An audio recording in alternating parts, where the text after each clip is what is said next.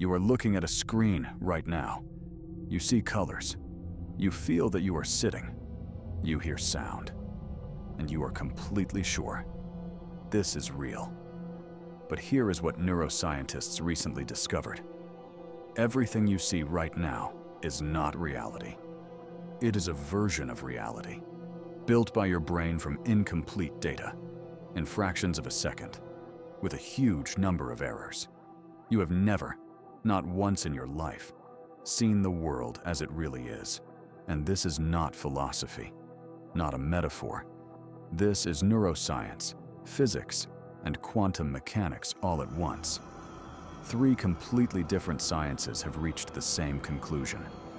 What we call reality is a construction, a model, a simulation your brain creates in real time. In this video, a full breakdown. Why our senses lie to us constantly, what quantum physics says about the nature of reality, and which theory is so disturbing that some physicists refuse to discuss it publicly. Let's start with a simple fact. Your eyes are not a camera. A camera records what is there, objectively, without interpretation. Your eyes do something completely different. They send the brain an incomplete, distorted, inverted signal, and the brain fills in the picture on its own, based on past experience, expectations, and assumptions. Right now, you have a blind spot in each eye, an area with no photoreceptors at all. You do not see part of what is in front of you, but you don't notice it, because the brain fills in the gap, invents what is not there. This happens constantly, every second, with everything you see, and that is only the beginning. Let's go deeper. The colors you see do not exist in nature. Seriously. In reality, there are only electromagnetic waves of different wavelengths. There is no red, blue, or green in nature. Color is an interpretation, created by your brain. What is more, other animals see the same world completely differently. Bees see ultraviolet. Snakes see infrared radiation. Dogs distinguish smells as precisely as we distinguish faces. Every living thing exists in its own version of reality, and none of them is the correct one. But that is not even the strangest part. The sounds you hear do not exist either. There are air vibrations, pressure waves. No sound exists in a vacuum. That is not a metaphor, it is a fact. Sound is created by your brain, from mechanical vibrations. That means every piece of music you have ever heard existed only inside your head. And this is where things get truly strange. Time. You feel time flowing evenly, second by second, steadily. But neuroscientists discovered that the brain constantly edits the sequence of events in time. When you see a flash and hear a sound at the same time, the brain synchronizes them, even if they arrived at different moments. You live in the past, 80 milliseconds behind real events. The brain shows you an already processed, edited version of reality, like a TV broadcast with a slight delay. But there is one problem.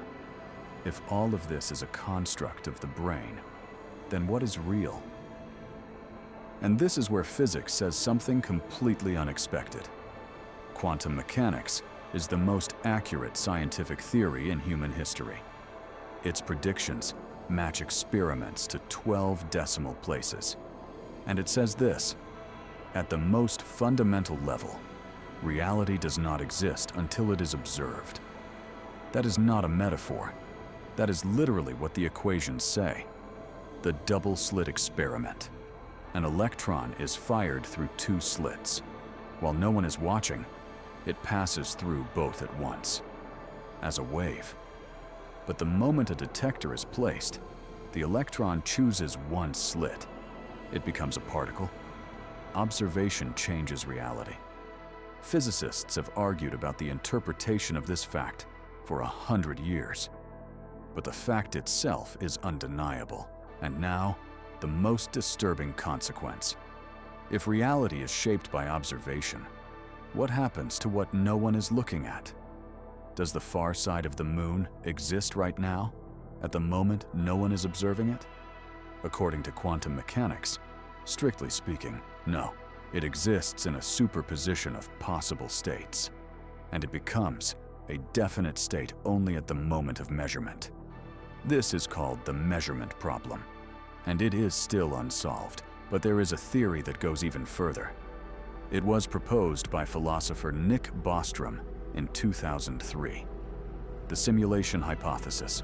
If a civilization ever becomes capable of creating simulations of conscious beings, it will create billions of such simulations. That means simulated realities will vastly outnumber the real one. Which means, statistically, the probability that we live in base reality approaches zero.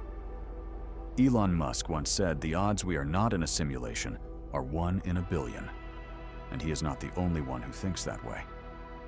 But here is what really changes everything. If reality is a construct, whether of the brain or of a simulation, which of those options is more frightening? First, everything you perceive is filtered, edited, and filled in by your brain.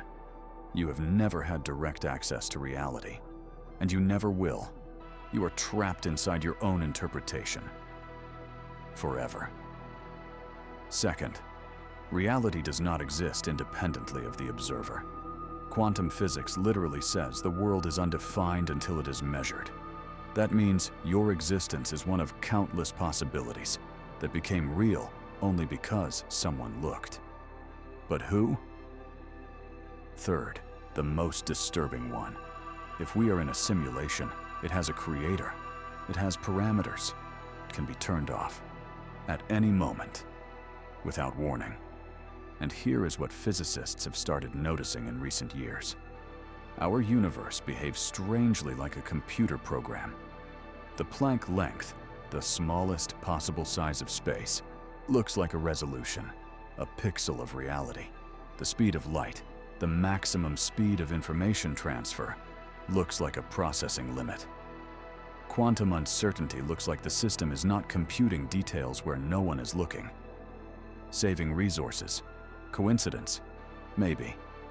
But there are too many of them. Let's go back to where we started.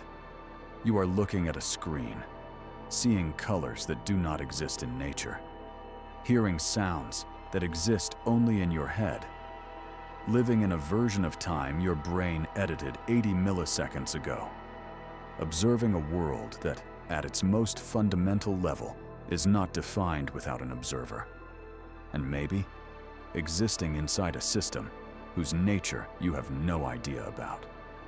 What is real? Philosophers have argued about this for thousands of years. Physicists for the last 100. And here is the paradox. Even if all of this is a simulation, pain is real, joy is real, love is real, because they are real to you, inside your version of reality. But here is the question that remains open.